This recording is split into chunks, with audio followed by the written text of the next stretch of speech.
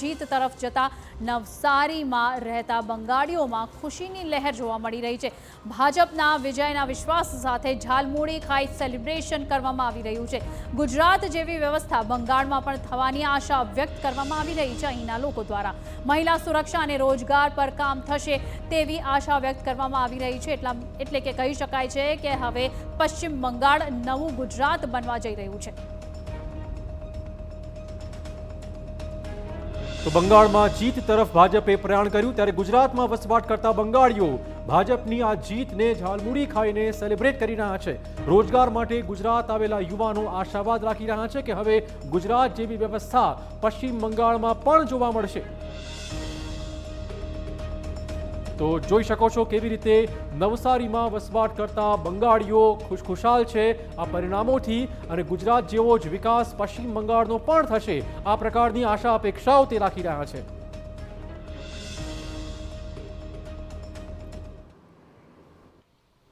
ભારતીય જનતા પાર્ટીએ ઉત્તર ભારત બાદ હવે દક્ષિણાયનની પણ શરૂઆત કરી છે। ખાસ કરીને આત્મનિર્ભર બનવાની દિશામાં ભારતીય જનતા પાર્ટી સ્ટ્રેટેજિક રીતે આગળ વધી રહી છે। દક્ષિણ ભારતમાં એટલે કે ખાસ કરીને તૃણમૂલ કોંગ્રેસને જે કહી શકાય કે માત કરવાની દિશામાં આગળ વધી રહી છે, અને ખાસ કરીને ઝાલમુરી એ ઝાલ ગ્રામની ચુનાવી સભામાં નરેન્દ્રભાઈ મોદીએ ખાધી હતી, અને એમાં એને લઈને સમગ્ર જે કહી શકાય કે પશ્ચિમ બંગાળમાં ઝાલમુરી એક મહત્વનો જે કંઈક કહી શકાય કે ફાસ્ટફૂડ બનીને બહાર આવ્યું છે, જેને લઈને ચર્ચાઓ પણ જાગી છે। ખાસ કરીને ઝાલમુરી એ ઝાડગ્રામ, ભીમપુર, વલ્લભીપુર અને નયાગ્રામ જે કંઈક વિધાનસભા બેઠકો છે એમાં ખૂબ મહત્વની ભૂમિકા ભજવે છે, અને એને લઈને જે કંઈક ચર્ચાઓ પણ જાગી છે। દ્રશ્યો દેખાઈ રહ્યા છે, તૃણમૂલ કોંગ્રેસને જે કંઈક 3 ટર્મથી હરાવવા માટેનો પ્રયાસ થઈ રહ્યો હતો, પરંતુ હારી શકી નહોતી, અને હવે સ્ટ્રેટેજિક રીતે ભારતીય જનતા પાર્ટી આગળ વધી રહી છે। જે દ્રશ્યો દેખાઈ રહ્યા છે ઝાલમુરી ખાઈને જે अलग प्रकार जो रिकॉर्ड रचाया है, साथ बात करें। बंगाल से यहाँ पर आए हो, खासतौर पर अब की बार भाजपा जीत रही है, किस तरह देख रहे हैं आप इसको? बहुत अच्छा चीज़ है। बहुत दिन से बंगाल का जो लोग है परिवर्तन के लिए सोचा है।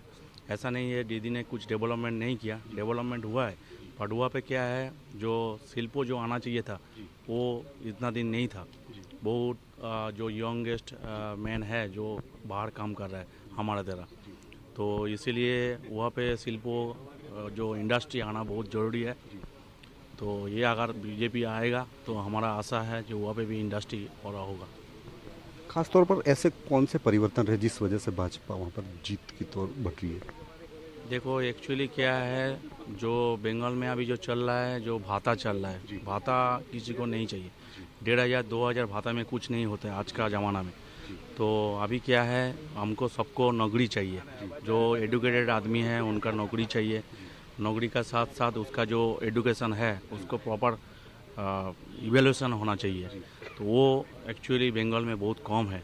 और जो अभी भी चल रहा है, जो इतना पॉलिटिकल जो मतलब हिंसा, ये नहीं होना चाहिए।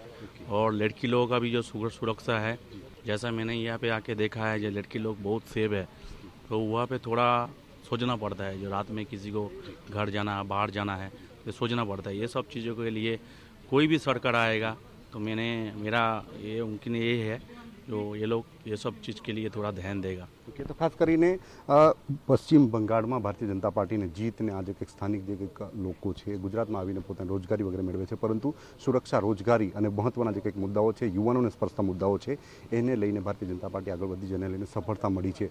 ઝાલમુરી ખાઈને પોતે જે કંઈક સેલિબ્રેશન કરી રહ્યા છે, અને ખાસ કરીને જે રાજકીય સ્થિતિ ઊભી થઈ છે એમાં દક્ષિણાયન એ ભારતીય જનતા પાર્ટી માટે ખૂબ મહત્વનું, આત્મનિર્ભર બનવા માટેનું પણ એક ખૂબ મહત્વનું રાજકીય સમીકરણ બન્યું છે, અને એને લઈને ભારતીય જનતા પાર્ટી હવે આગળ વધશે। દિનેશ ગામી, TV9 નવસારી।